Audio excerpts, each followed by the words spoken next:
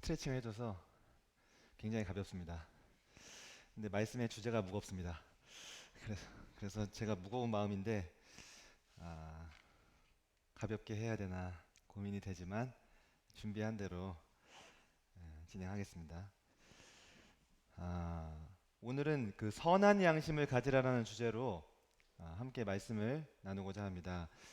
이 본문 말씀 베드로전서 3장 16절을 화면을 보고 함께 읽으셔도 되고 이렇게 성경을 찾아서 함께 읽어보도록 하겠습니다. 베드로전서 3장 16절입니다.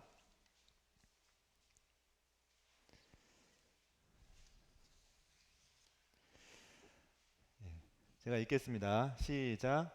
선한 양심을 가지라. 이는 그리스도 안에 있는 너희의 선행을 욕하는 자들로 그 비방하는 일에 부끄러움을 당하게 하려 함이라.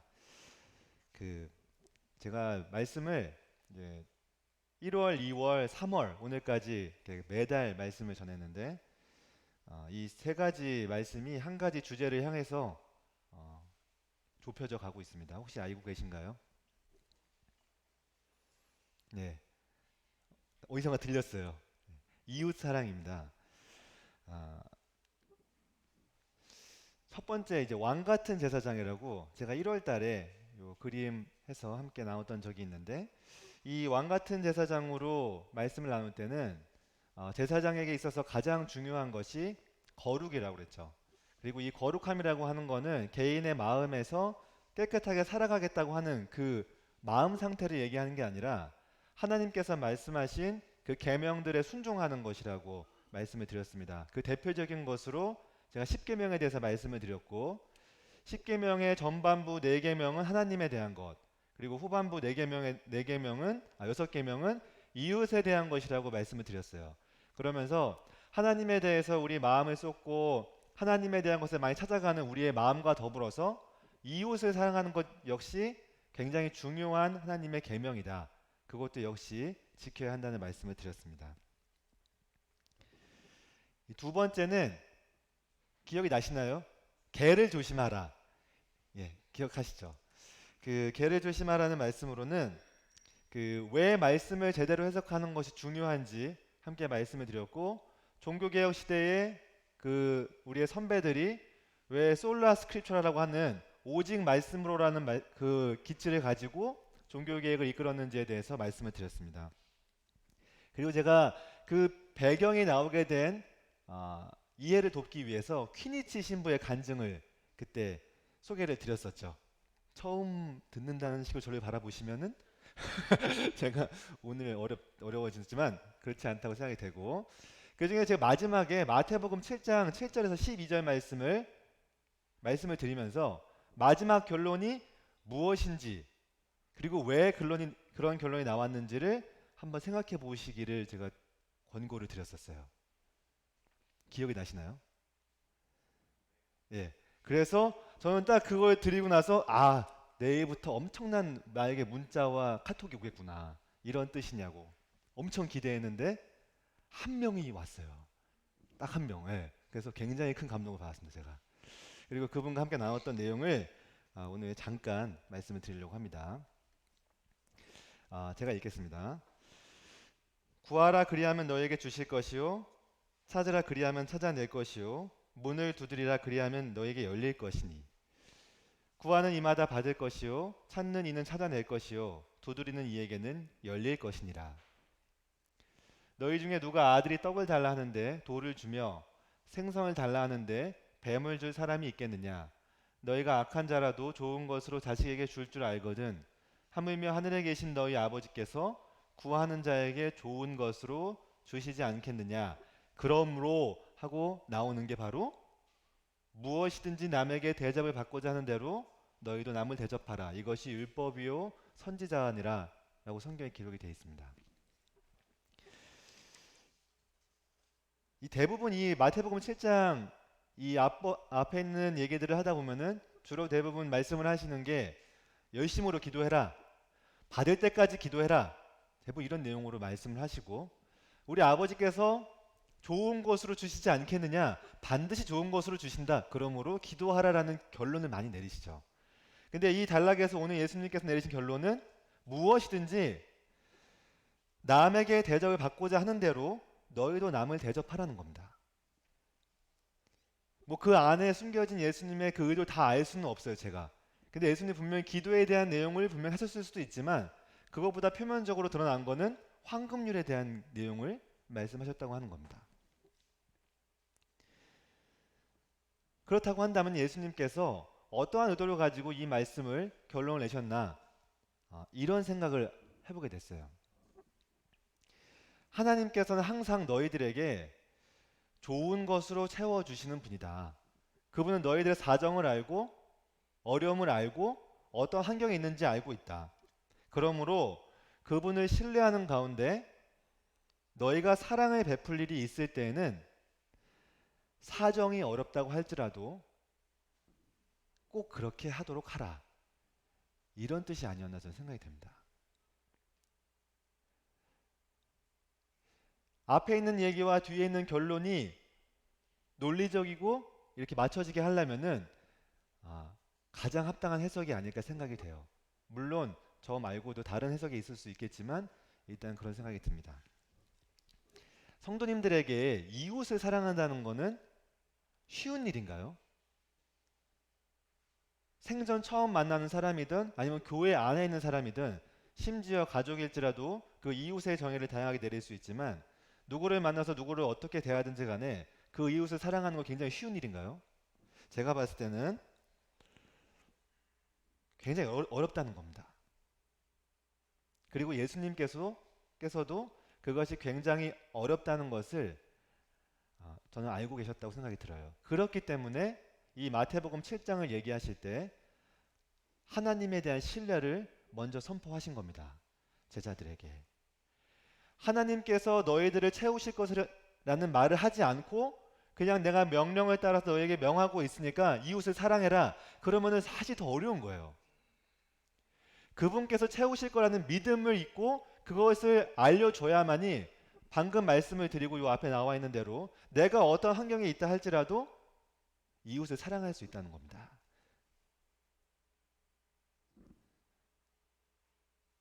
굉장히 논리적인 거죠. 그리고 예수님께서는 당연히 우리를 설득하실 필요는 없지만 저에게 최대한 설득해서 이해하실 수 있도록 말씀을 전해주신 거예요. 아버지께서 채워주실 것이니 너희는 언제든 이웃을 사랑해라. 오늘은 아까 봤던 그 왕같은 제사장, 개를 조심하라, 그리고 선한 양심을 가지라, 이 세 번째 시간입니다.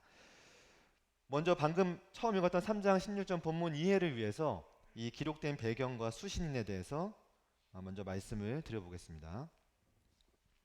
먼저 베드로전서 1장 1절에는 이 편지에 수신인이 이렇게 기록이 되어 있습니다.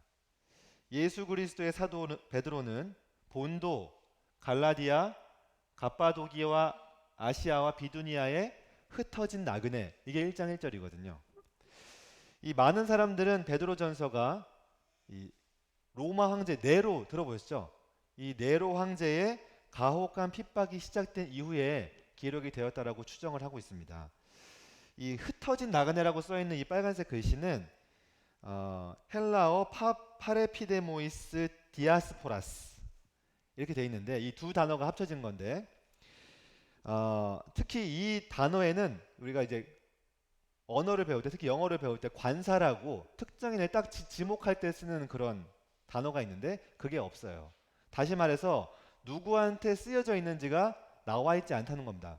불특정 다수에게 쓰여진 글이에요. 그런데 그럼에도 불구하고 이 디아스포라 많이 들어보셨죠? 디아스포라는 흩어진 유대인들을 얘기하고 있어요. 그 단어가 여기 쓰여져 있고 파레피데모이라는 뜻은 어떤 지역에 머무는 사람들을 말했기 때문에 뭐 잘 알고 계시겠지만 이 흩어진 나그네라는 말의 의미는 뭔가 핍박을 박해를 피해서 흩어진 사람들을 말하고 있다는 겁니다. 특히 이 나그네라고 표현한 내용을 보면은 당연히 사도 베드로가 이 땅에 적을 두지 않은 성도들을 나그네라고 표현하면서 이 편지를 썼다라고 많은 사람들이 생각을 하고 있습니다. 이 베드로 전설을 받는 수신인들은 평안 가운데 있던 사람들이 아닙니다. 이미 네로의 박해가 시작이 됐고 그 박해의 시작 단계에 있는 사람들이 아니고 그 박해가 너무 심해가지고 이 지역으로 이동한 사람들이에요. 자신의 터전을 다 버리고 떠날 수밖에 없던 사람들입니다. 이들의 마음이 어땠을까요? 지금 우리가 이렇게 모여 있고 뭐 집에도 계시고 뭐 어떠한 핍박과 어떠한 상황이 있는지 저는 다 알 수 없지만 당장 우리가 옛날에 뭐 전쟁이나 여러 가지 일들로 인해서 우리의 삶의 터전을 버리고 흩어졌을 때 그 흩어진 상태에서 정부를 바라보거나 국가를 바라보는 마음은 어땠을까 생각해 보시면 알 수 있을 것 같아요. 이 수신인들이 무조건 높은 영적 성숙과 이런 걸 가지고 국가를 향해서 모든 선한 마음을 가지고 있다? 그거 쉽지 않지 않겠습니까? 저도 마찬가지고. 그런 상황에서 제 개인적으로는 굉장히 큰 반감을 가지고 있었을 거예요. 그리고 죽음에 대한 두려움 당연히 있죠. 저희는 지금 죽음에 대한 두려움이 있나요? 핍박으로 인해서? 근데 그들은 있었어요. 여기 지금. 이런 마음을 가질 수도 있는 이 흩어진 성도들에게 사도 베드로는 이 3장 16절 얘기하기 전에 2장에서 이렇게 얘기를 합니다. 인간의 모든 제도를 주를 위하여 순종하되 혹은 위에 있는 왕이나. 이 전승과 역사에 따르면 베드로는 네로의 교회에 로마의 기독교 박해 시에 로마에서 순교한 것으로 알려져 있습니다. 그는 로마에 있으면서 정부와 굉장히 긴밀한 관계에 있고 정치적으로 끈끈해가지고 막 정부를 예를 들어 움직이거나 정부의 도움을 받거나 그런 사람이 아니에요. 오히려 그는 종교적으로는 유대인들한테 핍박받고, 알고 계시죠? 사도행전 앞에 나와 있거든요. 유대인들한테 핍박을 받고 정치적으로는 국가로부터 핍박을 받는 이 양쪽에서 말 그대로 우겨싸움을 당하고 있는 사람이 바로 베드로입니다. 그는 오히려 이 흩어진 사람들보다도 더 힘들었을 수 있어요. 왜냐, 그 중심에서 그 모든 일을 지켜보면서 그걸 견뎌내고 있었던 거거든요. 정치적으로 네로 황제가 이 기독교인들을 싫어했던 세 가지, 훨씬 더 많은 이유가 있는데 일단 세 가지를 제가 뽑아왔습니다. 첫 번째는 충성의 선택. 다시 말해서 누구한테 충성할 것인가, 이렇게 얘기할 때 그리스도를 첫 자리에 놨어요. 그리고 두 번째가 황제입니다. 이거 말도 안 되는 일이에요. 그 당시에는 너희가 무슨 신을 믿건 누구를 따르던 간에 첫 번째가 시저고 두 번째가 너희 신이에요. 근데 그리스도인들은 그렇게 안 했어요. 설령 죽음이 온다 할지라도 그리스도가 첫 번째였어요. 두 번째는 이상한 비밀 집회를 했다고 그래요. 그리스도인들이. 근데 비밀 집회가 아니죠. 모임이었던 거예요. 모임. 계속 모여서 찬양하고 성경 공부를 하고 있었는데 이 집회가 있다 보니까 이상한 거예요. 사람들 보기에. 그리고 성만찬 하는 이 성만찬을 이제 성경을 보고 잘 모르니까 사람들은 사람의 살을 먹는데 사람의 피를 마신데, 이런 오해가 생겼어요. 그래서 이상한 종교인가 보다 이런 마음이 있었다고 합니다. 두 번째 이유고, 세 번째는 그리스도인들은 극장, 우리 지금 보는 영화 극장 이런 게 아닙니다. 뭐 그런 걸 수도 있겠지만 그런 거나 이 사교장, 사교 클럽, 특히 그 이교도들이 행했던 그 여러 가지 향락 문화가 있었거든요. 그것들에 참여하지 않았다는 거예요. 굉장히 순결한 삶을 살았다고 합니다. 그러니까 지금 국가가, 이 로마가 사회 질서를 유지하기 위해서 많은 것들을 이렇게 얘기를 해야 되는데 도당체 들어먹지를 않는다는 거예요. 정치적으로도 순종할 줄 몰라. 향락을 즐기지도 않아. 자꾸 모여가지고 대화해. 이상한 조직이죠. 그러니까 정부가 보면 볼수록 한 번만 걸리면 언제든 그런 마음이 있었던 거예요. 사회적 걸림돌이에요. 하나가 안 돼. 하나를 만들어야 되는데 도저히 하나를 만들 수 없는 단체가 바로 이 그리스도인들이었다고 하는 겁니다. 로마 제국은 알고 계신 대로 다종교를 수용했어요. 왜냐, 로마는 모든 나라를 가가지고 다 해가지고 하나의 나라로 묶으려고 하지 않았습니다. 그들은 그들의 지배권 아래에 있으면 되는 거거든요. 너희가 무엇을 믿건 말건 별로 신경 안 썼어요. 그럼에도 불구하고 딱 두 종교, 유대교랑 그리스도인들은 유일신만 믿는 거예요. 딱 하나만. 서로 인정하지 않아요. 그러니까 이러나 저러나 걸림돌입니다. 그래서 박해를 시작해요. 그 박해는 또 세 가지 정도 됩니다. 첫 번째가 대중적인 적대감이에요. 다시 말해서 오히려 하나님을 섬기는데 무신론자라고 얘기했어요. 무신론자야 저 사람들은. 왜 그랬냐? 그 사람들은 신을 섬기는 게 어떻게 섬기는 거냐면 우상을 세워놓고 우상에게 절을 하고 그 우상을 중심으로 모이는 건데, 이 사람들은 뭘 세우지를 않는 거예요. 눈에 보이지 않는 하나님을 섬기니까 오히려 무신론자라고 했다고 하는 겁니다.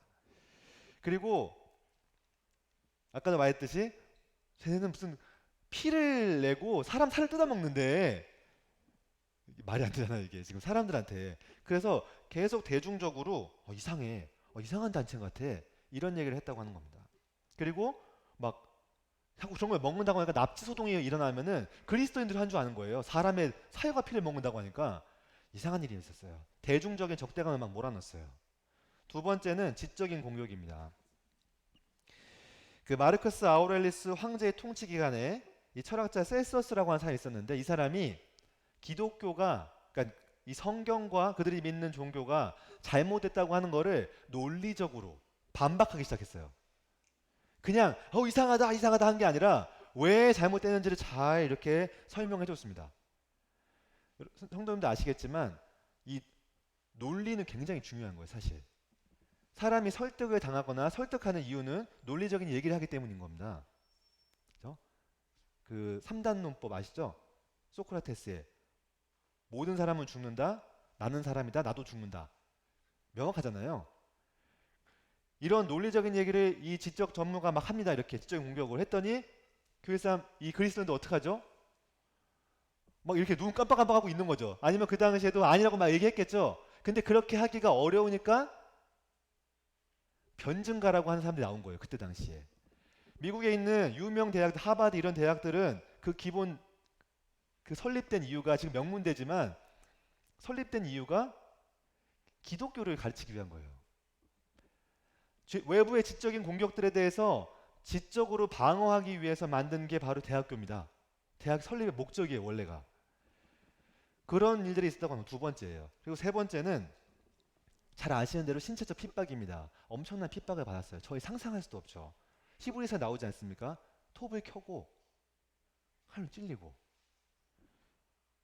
이런 세 가지 유형의 박해 속에서 역사가 타키투스라고 하는 역사가가 이 로마의 박해 사건에 대해서, 그 중에서도 가장 큰 사건이 바로 로마 대화제죠.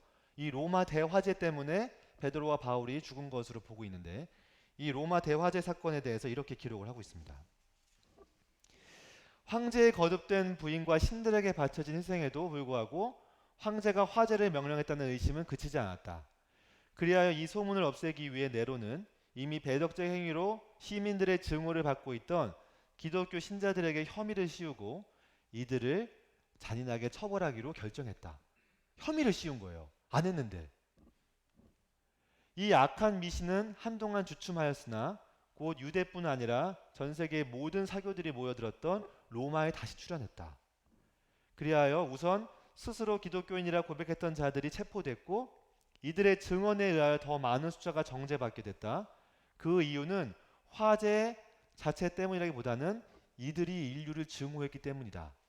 이들이 인류를 증오했으니까 인류도 이들을 증오했겠죠. 그건 대중에 의한 거고 대중의 생각이죠. 그리스도의 생각은 아닙니다. 역사는 이렇게 평가를 하고 있어요.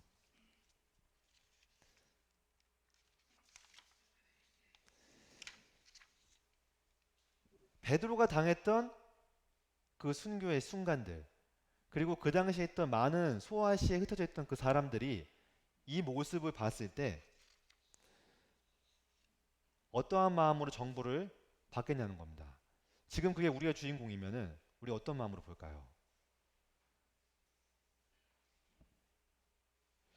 나를 핍박하는 정부에게 반감이 있는 상태에서 베드로가 말한 그 2장의 권고를 받아들인다는 것은 쉽지 않은 일입니다.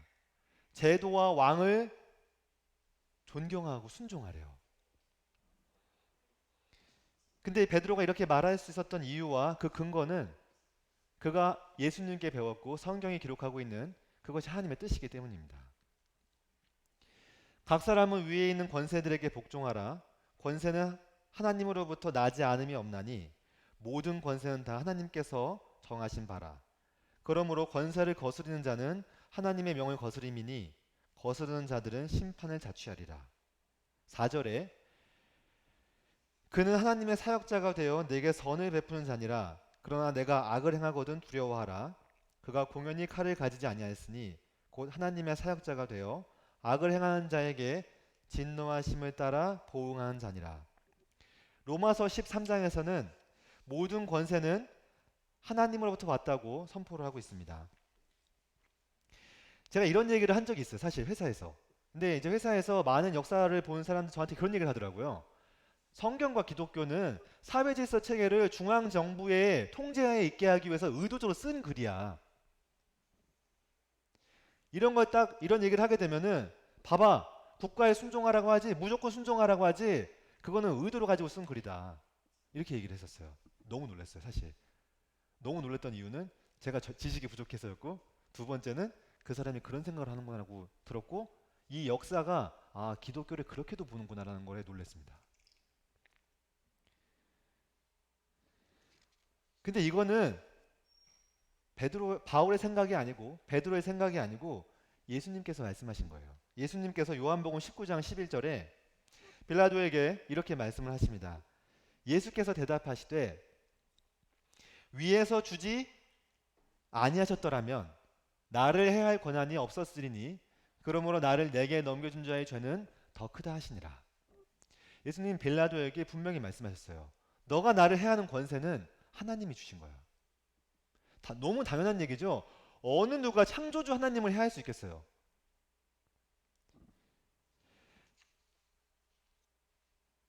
그것은 말 그대로 허락이 된 겁니다. 그렇기에 제도와 왕에게 순종한다는 것은 하나님의 주권을 인정하는 거예요. 국가에 대한 무조건적인 반감, 불순종은 그건 하나님의 뜻이 아닙니다. 반대로 무조건적인 순종 역시 안 되겠죠. 만약 국가가 우리에게 예수 그리스도를 섬기지 마세요 얘기한다면 네, 알겠어요. 국가니까요. 이렇게 해야 될까요? 말도 안 되는 일이죠. 목숨 걸고 싸워야 되겠죠. 우리 선배들이 그랬던 것처럼. 그 순교자들의 열매가 바로 지금 저희의 모습이고, 그때는 그렇게 싸워야 되겠지만 일반적으로 말하고 있는 제도와 법에 무조건적인 반감을 가져서는 안 된다는 것입니다. 그 이유를 베드로전서 2장 15절에 그 이유를 말하고 있습니다. 곧 선행으로 어리석은 사람들의 무식한 말을 막으시는 것이라.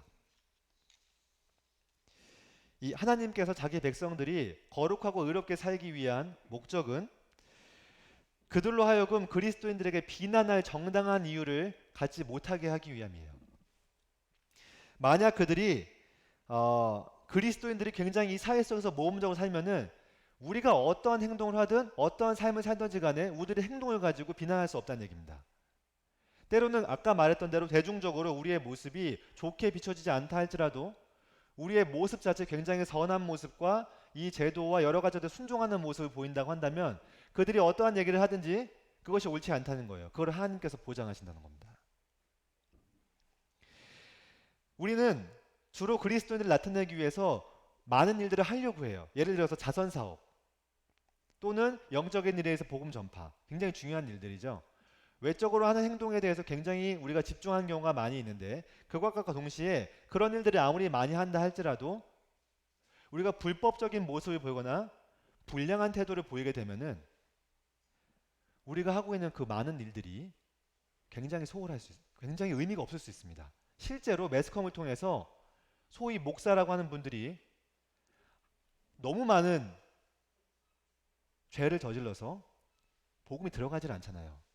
엊그저께 회사에서 한 분이랑 얘기를 하는데 전도서 말씀을 막 얘기해줬더니 근데 전땡땡은 왜 그래? 딱 저한테 얘기하더라고요. 그래서 전땡땡 그래서 막 생각하길래 실명 걸어갈 수 없기 때문에, 그래서 이게 뭐 아무것도 안 되는구나. 그냥 그거 하나로 끝났어요, 교제가.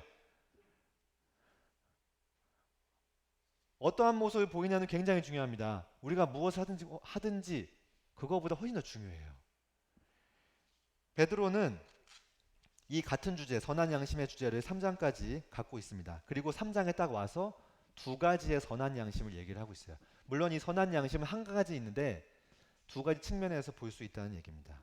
첫 번째는 하나님을 향한 선한 양심, 두 번째는 이웃을 향한 선한 양심입니다. 선한 양심에 대해서 얘기하기 전에 양심에 대해서 얘기를 나누면 좋을 것 같습니다. 이 양심이라는 단어의 뜻이 굉장히 광범위하죠. 그리고 여러 가지 형태로 쓰이게 될 텐데 일단 우리가 주로 이 양심이라는 단어를 언제 쓰나요?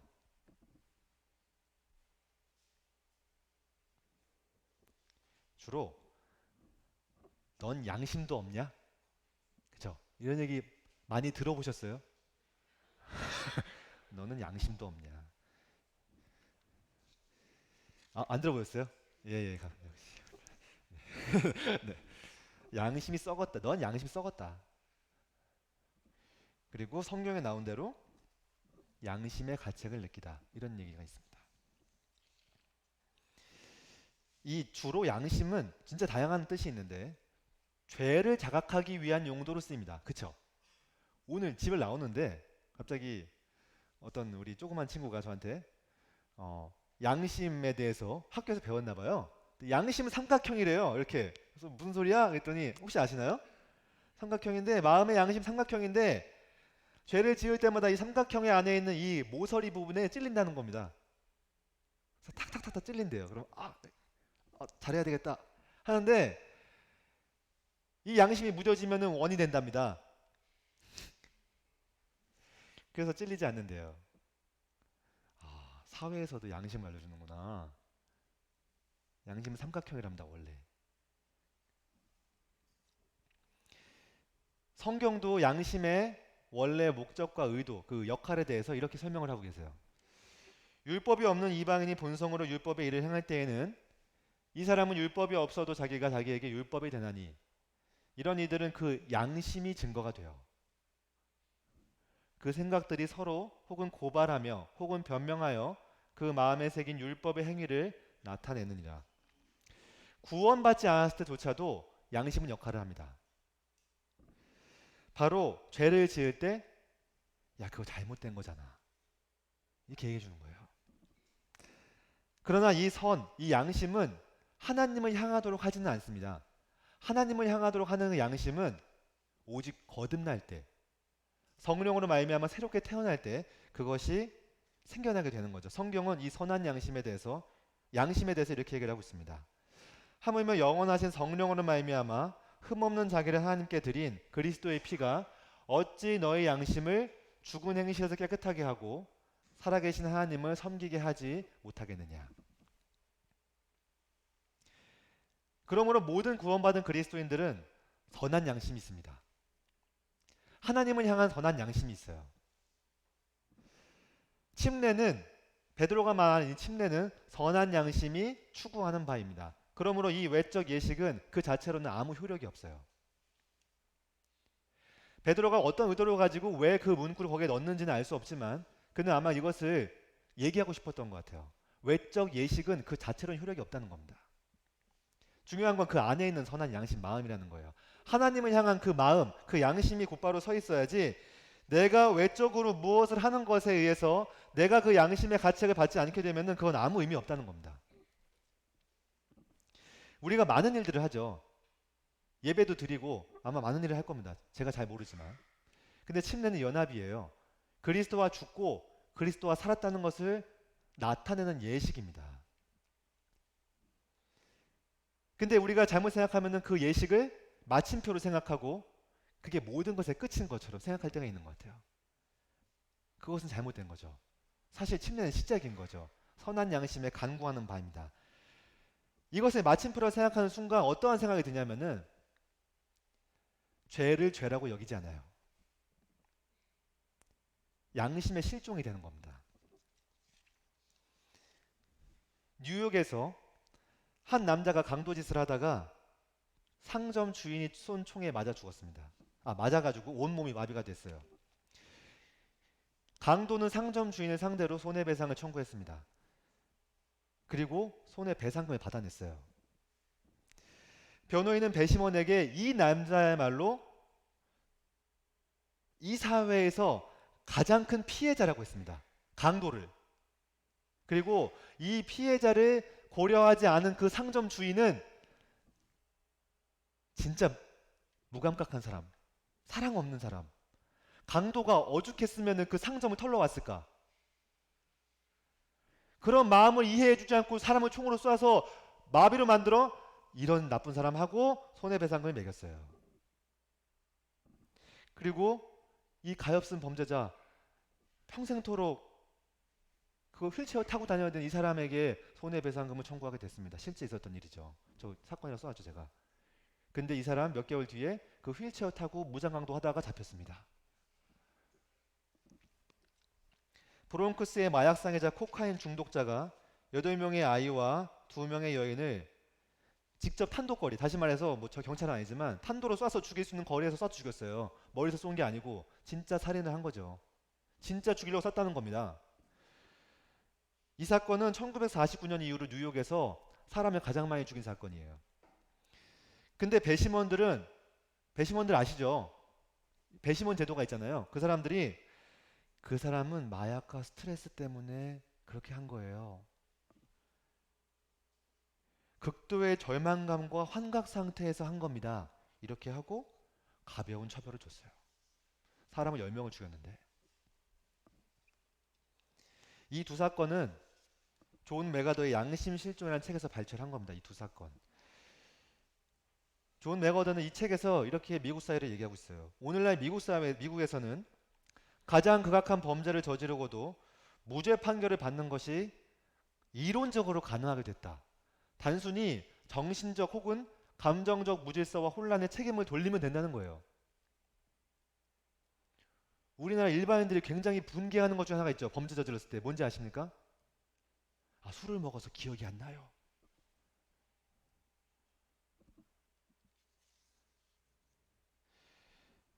지금 이 사회는 죄를 짓잖아요. 가해자가 없어요. 다 피해자입니다. 국가는, 나라는 뭐라고 합니까? 죄인을 뭐라고 해요? 피해자라고 해요. 가해자를 피해자라고 해요. 그럼 죄를 뭐라고 하는지 아세요? 죄를 질병이라고 해요. 질병. 죄는 질병입니다. 그래서 어떻게 해야 됩니까? 치료해요. 그래서 치료해 줍니다. 말 그대로 케어해 주고 치료해 줘요. 이상한 일이지 않아요? 죄가 왜 질병입니까? 죄는 죄죠. 그래서 다양한 치료 프로그램이 개발이 되고 도와줘요. 행동장애, 반항장애, 히스테리성 인격장애, 반사회성 인격장애, 심리학적 치료를 막 개발하고 적용합니다. 범죄자한테. 만약 그들이 이 죄를 죄라고 얘기하면은 그들이 치료법을 해줬을까요? 아니죠. 죄라고 했으면 너가 지금 어떤 짓을 저지른지 알아? 죄의 심각성에 대해서 얘기해주고 그로 말미암아 회개하게 했을 겁니다. 그리고 죄값을 달게 받도록 그렇게 해줬을 거예요. 요즘뿐만이 아니죠. 교회에서 제일 듣기 좋은 말, 듣고 싶어 하는 말이 뭔지 아세요? 괜찮습니다. 당신의 죄는 용서받았습니다. 굉장히 중요한 복음이죠. 사실 우리가 용서받았으니까 예배 드리고 너무 감사하는 거 아닌가요? 근데 자기 죄가 얼마나 심각한 줄도 모르는 사람한테 당신은 용서받았어, 괜찮아요. 이렇게 얘기를 해주는 게 그에게 용서가 무슨 가치가 있을까요? 그는 자기 죄를 회개하지 않을 거예요. 용서받았으니까요. 죄를 짓고 또 용서받고 반복적으로 이렇게 하면 됩니다. 마치 램프의 진이 비벼가지고 내가 죄를 졌는데요. 너 괜찮아. 그런 말도 안 되는 그런 이론들이 계속 왔다 갔다 하면서 자신의 삶을 죄에서 벗어나지 못하게 만드는 겁니다. 굉장히 안타까운 일이죠. 사람이 양심이 악해지면은 두 가지 반응을 합니다. 첫 번째는 모두 다 죄인이라고 얘기해요. 다 죄인이잖아요. 다 그렇게 죄를 짓잖아요. 이렇게 얘기할 때 제가 항상 얘기하는 게 있습니다. 모두가 살인을 하니까 너도 살인해도 된다는 거지? 사람이 다 죽이니까 너도 죽여도 된다는 거지? 네. 얘기하는 사람 한 명도 없었어요.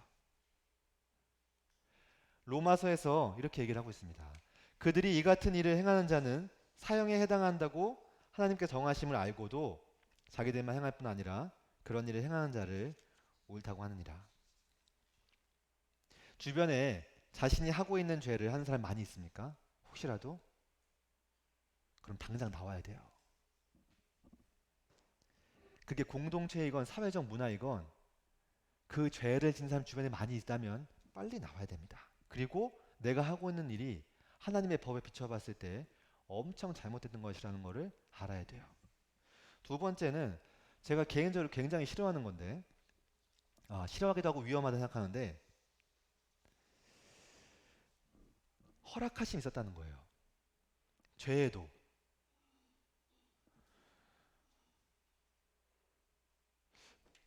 가끔씩 그런 생각을 하는 거예요. 하나님의 계획하심이 있었나 보다. 죄에. 근데 제가 알고 있기로는 성경은 그렇게 말을 한 적이 없고, 이 허락하시는 단어는 이렇게 쓰면 안 됩니다. 이건 단어를 바꿔야 되는데 내버려 두셨다고 써야 돼요. 로마서에 이 내버려 두심에 대해서 세 가지 기록이 되어 있습니다. 하나님께서 그들을 마음의 정욕도로 더러움에 내버려 뒀다. 그들을 부끄러운 욕심에 내버려 뒀다.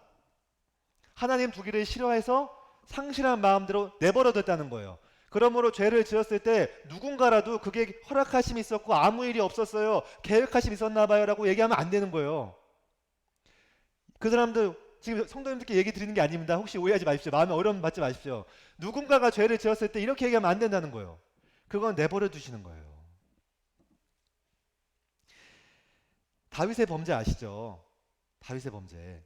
그가 우리아의 아내의 모욕하는 장면을 봤을 때, 그가 우리아의 아내라는 걸 알았을 때, 그거를 알고도 그를 동침했을 때, 그리고 그가 임신한 것을 알았을 때, 그것을 숨기고자 우리아를 불렀을 때, 우리아가 그래도 동침 안 하고 갔어서 전장 맨 앞에 가서 죽였을 때 하나님 한마디도 안 했어요. 근데 그걸 다 보시고 마지막에 한마디 하셨어요. 그것은 악한 거다. 그리고 하나님께서 언제 그에게 나단을 보내셨죠? 바로 보내지 않았어요.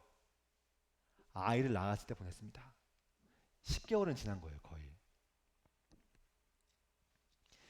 즉각적으로 왜 처리하지 않았는지는 저는 모릅니다. 사실 하나님의 계획하심이 있겠죠. 근데 하나님 그거를 허락하셨다는 건가요? 그 모든 일을 허락하셨다는 건가요? 절대 아니죠. 내버려 두시는 거예요. 그리고 만약에 그가 우리아를 불러서 동침해서 자기가 했던 그 전략이 성공했을 때 하나님 가만 계셨을까요? 아닙니다. 하나님 분명히 회개하게 하셨을 거예요. 하나님에 대한 선한 양심을 가지는 것은 첫 번째로 죄에 대한 민감성의 회복입니다. 조나단 에드워즈는 이 민감성의 회복을 위해서 9가지를 권고하고 있어요. 그래서 좀 작지만 제가 읽어보겠습니다. 하나님의 말씀을 들은 뒤에는 항상 그 말씀으로 자신을 되돌아봐라.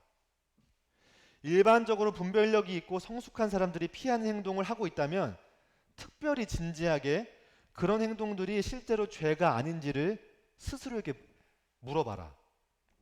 죽음의 자리에서 당신의 삶을 행복한 웃음을 지으며 떠올릴 수 있을지 생각해봐라. 죽음의 자리에서 당신을 괴롭힐 수도 있는 일을 지금 하고 있지 않은지는 엄숙히 물어봐라. 다른 사람들이 당신에 대해서 어떻게 말할지를 생각해봐라. 다른 사람들의 잘못을 볼 때는 당신 자신에게도 같은 결점이 있는지를 점검해라. 다른 사람들이 얼마나 자신의 죄에 대해서 눈이 멀어 있는지를 생각하고 당신도 그들과 똑같이 눈이 멀어 있지는 않은지를 자문해봐라. 당신이 하나님 말씀을 읽는 것을 무시하고 있지 않은지 자문하고 은밀한 감각적인 욕구를 계속 채우고 있지 않은지 물어보라는 겁니다. 하나님 앞에서 선한 양심을 가질 수 있도록 자신을 돌아보면 좋겠어요. 그리고 제일 중요한 거, 하나님께서는 진지한 상담만을 받아주신다는 것을 기억해야 됩니다. 진지한 상담. 진지하게 나오는 자만을 받아주세요. 하나님에 대한 선한 양심이 바로 설 때 선과 악에 대해서 명확한 인식과 기준이 세워지게 됩니다. 선과 악은 지난 시간에 말씀드렸던 것처럼 개인의 주관이 아니죠. 하나님께서 명령하신 그 계명, 하나님께서 정하신 그 기준에 따라서 제대로 됐는지 안 됐는지, 예수님께서 어떠한 행동을 행했는지 안 했는지가 기준이 되는 겁니다. 앞선 시간 말씀드린 것처럼 이 이웃사랑이라고 하는 거는 하나님께서 명령하신 것으로 할 수 있는 게 아니에요. 해라 그렇게 해야 돼 해서 할 수 있으면은 성령께서 필요가 없으시죠. 이웃사랑은 성령 충만의 결실입니다. 이웃사랑에 대한 선한 양심으로 베드로가 말하는 것은 굉장히 높은 수준이에요. 사실 선을 행함으로 고난을 받으라는 겁니다. 우리는 선을 행하면 보상을 받는 것으로 생각해요. 그리고 악을 행하면은 보복해야 됩니다. 그쵸? 이게 정의고 세상을 사는 지혜잖아요. 다른 한편으로는 이렇게 안 하면은 사람들이 나를 무시할 거야 라고 생각합니다. 그쵸? 나의 자존감을 세우기 위해서라도 당했으면 갚아줘야 되고 내가 선을 행했으면 받아야 되죠. 다른 건 다 참을 수 있어도 나를 무시하는 것만큼은 참을 수 없으니까요. 그러나 우리 믿음의 선배들이 그렇게 살았습니다. 영광의 주 예수 그리스도께서도 이렇게 사셨어요. 선을 행함으로 고난을 받으셨습니다. 만약 우리가 예수 그리스도의 행동을 바보 같아, 그렇게 하면 안 되는 거지. 어려움이 있을 때는 얘기를 해야 되고 나를 핍박하는 사람들에게 저주를 퍼부어야지. 그렇게 하는 게 옳고 예수께서 하신 것처럼 하는 것은 바보라 생각한다면 우리는 믿음의 본질을 바보로 만드는 거예요. 그가 곤욕을 당하여 괴로울 때에도 그의 입을 열지 아니하였으며 마치 도수장으로 끌려가는 어린 양과 털 깎는 자 앞에 잠잠한 양같이 그의 입을 열지 아니하였도다. 그는 강포를 행하지 아니하였고 그의 입에 거짓이 없었다. 예수 그리스도의 죽음을 가까이서 본 베드로도 똑같이 얘기하고 있습니다. 그는 죄를 범하지 아니하시고 그 입에 거짓도 없으시며 욕을 당하시되 맞대어 욕하지 아니하시고 고난을 당하시되 위협하지 아니하시고 오직 공의로 심판하시는 이에게 부탁하시며 라고 기록을 하고 있어요. 실제로 예수께서 자기를 잡으러 온 대제사장의 종 말고 아시죠? 말고의 귀를 베드로가 칼로 쳤을 때 예수님께서 그 귀를 낫게 해주셨어요. 예수님께서 그 말고의 귀를 낫게 해주시면서 이렇게 말씀하셨습니다. 기억하시나요? 이것까지 참아라.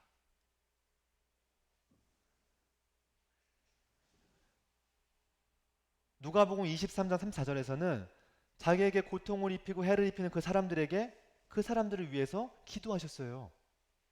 그들의 죄를 용서해달라고. 스데반 많은 사람들에게 돌로 쳐 죽임 당할 때 그가 맨 마지막에 한 말이 무엇입니까? 저들의 죄를 저들에게 돌리지 마십시오.